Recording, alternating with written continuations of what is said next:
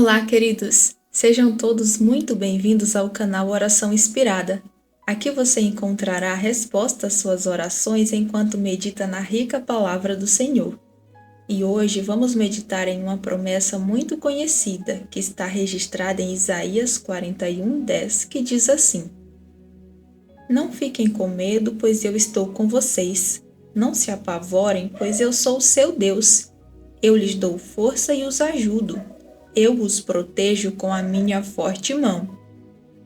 A versão que eu utilizei foi a Nova Tradução da Linguagem de hoje para uma compreensão mais atual, ok? Fica comigo até o final para receber uma oração inspirada e poderosa.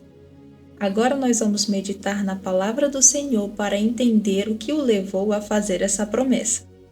Bem, tudo começou quando Israel estava vivendo momentos turbulentos. O seu reino estava dividido e a ameaça de invasão era constante. Além disso, o povo não queria ouvir a Deus nem abandonar os seus pecados. Eles queimavam incenso aos deuses pagãos, faziam ofertas e construíam altares para esses deuses.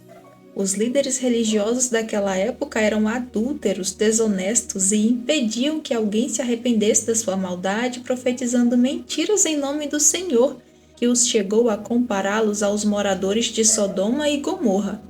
Jeremias e alguns profetas devotos eram um instrumento de Deus para divertir o povo. Eles ensinavam que sem arrependimento e um retorno sincero ao Senhor, as consequências seriam inevitáveis, pois a desobediência geraria frutos amargos, como por exemplo o exílio babilônico que duraria 70 anos. E só após esse período de sofrimento surgiria um povo remanescente fiel ao Senhor, que seria restaurado e retornaria à sua terra natal. Mas mesmo assim o povo permanecia rebelde, idólatra e fazendo alianças com povos estrangeiros em busca de proteção, já que haviam perdido a confiança no Senhor dos Exércitos. Depois de tanta insistência em desobedecer a Deus, Jerusalém foi conquistada pelo rei Nabucodonosor em 605 a.C., que designou Jeoaquim como seu vassalo, sendo obrigado a fornecer soldados e a pagar um alto tributo. Para isso, Jeoaquim, que era ganancioso e invejoso, forçava o seu próprio povo a trabalhar sem remuneração, enquanto aumentava suas riquezas pessoais. Deus convocou o profeta Jeremias para repreender Jeoaquim, dizendo que ele passaria por aflição e sofrimento por causa da sua corrupção. Deus insistia que o povo fosse submisso ao rei Nabucodonosor, pois ele tinha um plano de restauração para o seu povo. Mas como estavam sendo rebeldes e duros de coração, precisavam ser quebrantados para voltarem a andar com o Senhor e viver as suas promessas. Mesmo com todos os alertas que o Senhor deu através dos profetas, o povo continuava impenitente, e depois de 3 anos, Jeoaquim, que estava reinando, traiu o rei Nabucodonosor e fez aliança com o Egito, coisa que Deus disse para ele não fazer, senão as coisas iriam piorar. O exército babilônico marchou contra o exército egípcio, que não tinha poder suficiente para se defender, até que Judá, sem proteção, foi invadida e destruída. Mas não completamente, porque Deus estava dando mais uma chance para que eles se arrependessem. O rei Jeoaquim morreu e o seu filho Joaquim reinou em seu lugar. Seu reino durou apenas 3 meses. Ele seguiu o exemplo do pai e fez o que era mal aos olhos do Senhor. Nabucodonosor, ressentido com a traição, enviou seus oficiais para cercarem Jerusalém. Durante o cerco, o próprio Nabucodonosor veio à cidade e retirou os tesouros do templo do Senhor e do palácio real. Quebrou todos os utensílios de ouro que Salomão, rei de Israel, fizera para o templo do Senhor. Levou todos os nobres, os melhores militares e as maiores autoridades foram levadas para a Babilônia, somando cerca de 10.000 pessoas. Apenas os pobres foram deixados na cidade para trabalhar e cuidar dos campos. Eles ficavam só com o necessário das colheitas, pois a maioria do que produziam ficava a serviço de Nabucodonosor. Os deportados foram forçados a viver em uma terra estrangeira. Tiveram que se adaptar à cultura babilônica, algo muito diferente do que estavam acostumados. Eles estavam tristes, com saudade de casa e do tempo de liberdade.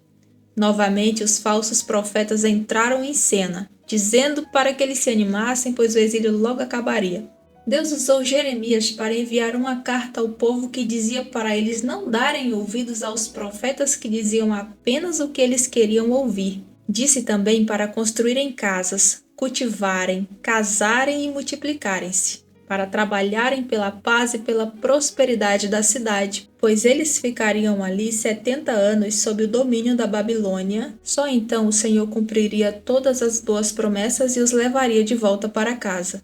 Deus encorajou, animou o povo e lhes explicou que o que ele estava fazendo era necessário para que se arrependessem e parassem de praticar os pecados. Só assim eles seriam purificados e restaurados. O tempo passou e, apesar de toda a destruição que havia acontecido com Jerusalém, o rei Zedequias se rebelou contra o rei Nabucodonosor, ignorando novamente a ordem do Senhor. O rei babilônico, furioso, cercou Jerusalém novamente com seus soldados. Deus disse para o povo se entregar, mas eles resistiram. O exército impedia que recursos básicos chegassem à cidade e a fome se tornou desesperadora, até que finalmente o exército conseguiu destruir os muros e invadir a cidade. O templo foi incendiado, o restante da população foi deportada e todos os tesouros que ainda restavam foram levados. No exílio, depois de tanto sofrimento, os israelitas finalmente quebrantaram o coração, estudaram as Escrituras para entender a vontade de Deus, se arrependeram dos seus pecados, choraram e clamaram por misericórdia. Ao se aproximarem o prazo de 70 anos de exílio, o governo babilônico já estava enfraquecido. O poderoso rei da Pérsia, Ciro, estava ameaçando de invadir e conquistar a Babilônia. O povo de Deus ficou apavorado e desanimado, pois conhecia os horrores da guerra.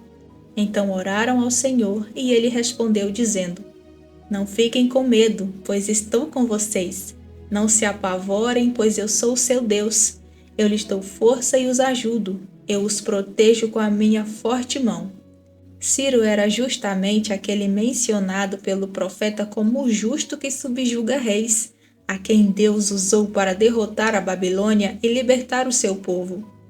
Ele, além de financiar a reconstrução da cidade e do templo, também ordenou que os objetos sagrados fossem devolvidos. Queridos, esse foi um breve resumo da trajetória de Israel no período do exílio. E se você chegou até aqui, por favor, inscreva-se no canal, ative o sininho para receber as notificações. Curta, comente, compartilhe. Desde já eu agradeço a sua colaboração, que é muito importante para mim. E agora vamos refletir sobre o que Deus quer nos ensinar com essa história. Aprendemos que Ele é soberano e o seu bom propósito será cumprido em nossas vidas. E também que quando estamos cegos em nossos delitos e pecados, o Senhor nos confronta por amor e nos chama de volta para Ele. Mas a decisão é nossa. Cada um deve se posicionar e escolher se quer ou não andar na luz. Não podemos esquecer que Deus é santo e quer que andemos em santidade para desfrutarmos da sua presença e ricas bênçãos. A Bíblia diz que Ele está perto dos quebrantados de coração, ou seja, dos que são humildes para se arrepender dos pecados, reconhecer suas fraquezas e se aproximar dele. É claro, queridos, que nem sempre os problemas em nossas vidas são causados pelo pecado, pois o livro de Jó nos ensina que os justos são provados. Além disso, Jesus também disse que nesse mundo teríamos aflições. Se você está sendo provado, espere confiantemente no Senhor, não murmure, ore sempre com gratidão a Deus, porque essa prova vai passar e é Ele mesmo quem está te sustentando. Outra boa notícia é que todas as coisas cooperam para o bem daqueles que confiam e andam nos caminhos de Deus através de Jesus Cristo, que é o nosso único elo de comunhão com o Pai. Se por acaso você está preso em alguma prática pecaminosa, eu te encorajo a correr para os braços do Senhor e confessar os seus pecados, pois Ele é misericordioso para te receber e te limpar de toda impureza. Na verdade, essa deve ser uma prática diária de todo cristão. Somos pecadores, mas não devemos nos acostumar com o pecado a fim de não entristecermos o Espírito Santo que habita nos que nasceram de novo. Outra lição importante que vimos hoje é que há muitos lobos em pele de cordeiro, pessoas falsas que dizem estar falando da parte do Senhor, quando na verdade estão corrompidos e perderam o respeito a Deus. Só a comunhão sincera e a busca diária pela sua presença vai fazer com que conheçamos a Deus verdadeiramente para que não sejamos enganados por falsos ensinamentos. Ore diariamente, medite nas Escrituras e louve o Senhor em todo o tempo, afinal Ele habita no meio dos louvores. Agora eu quero saber o que vocês aprenderam com essa reflexão de hoje. Escreva aí nos comentários o que Deus colocou em seu coração com essa mensagem. Registre também o seu pedido de oração que no próximo vídeo irei mencioná-lo. Lembre-se de se inscrever no canal, ativar o sininho, deixar o like e compartilhar. Seja você também um instrumento nas mãos do Senhor, enviando essa mensagem para quem precisa ouvir. E aí, já registrou seu pedido de oração? Então oremos. Amado Deus, querido Pai, me coloco agora como intercessora desse amado irmão ou irmã que ora comigo, e para isso eu te peço que me escondas atrás de ti e me cubras com teu sangue, para que o inimigo não me encontre. Me use agora como um canal de bênção para o teu povo. Afofe, Senhor, os corações, para que as tuas ricas palavras sejam como sementes que caem em boa terra para germinar, criar raízes e virar uma árvore frondosa que dá bons frutos. Desde já eu agradeço pela linda obra de restauração que estás fazendo em cada um deles. Na autoridade do nome de Jesus Cristo, eu dou ordem para que todo espírito de enganação que está iludindo esse meu irmão ou irmã com mentiras, dizendo para eles que podem continuar com a vida de pecado, que está tudo bem, que seja desmascarado agora em nome de Jesus. Que todas as cadeias e amarrações sejam quebradas agora. Ó Senhor, ajude esses meus irmãos em suas fraquezas. Derrama sua infinita graça para que esses irmãos se posicionem e decidam andar com o Senhor. Peço que sua misericórdia e bondade nos guiem em teus caminhos, pois são muito mais altos e melhores que os nossos. Ajude-nos a abrir mão da nossa própria vontade e de tudo aquilo que é contrário à tua santidade. Derrama, Senhor, a tua graça sobre nós, quebrante o nosso coração e nos alinhe a ti, para que possamos desfrutar das tuas ricas promessas. Também oro, meu Pai, pelos doentes. Repreendo em nome de Jesus todo o espírito de enfermidade e eu declaro cura no nome de Jesus. Unja-os, querido Jesus, com o teu bálsamo para que possam receber e testemunhar os teus milagres. Peço também por aqueles que estão passando por algum tempo de provação, que o Senhor os ajude e os fortaleça como prometeu, renovando suas forças e o temor pelo Senhor. São bênçãos que eu te peço e te agradeço em nome de Jesus. Meus queridos, o vídeo não para por aqui. Ouça agora palavras de consolo vindas do próprio Deus para você. Meu filho, confie em mim e não tenha medo, pois sou eu quem te ajudo e te fortaleço nos momentos de dificuldade. Lembre-se que estou com você e jamais te abandonarei. Seja forte e corajoso, meu filho, e decida diariamente andar comigo. Que palavras lindas, não é mesmo? É muito bom fazer parte do povo de Deus. E você, já faz parte desse povo? Jesus já é o seu único e suficiente Salvador? Se ainda não, saiba que há esperança e amor infinitos esperando por você. Busque-o enquanto é tempo, pois logo ele virá. Obrigada por assistir e não deixe de ver os outros vídeos do canal. Um abraço e até a próxima!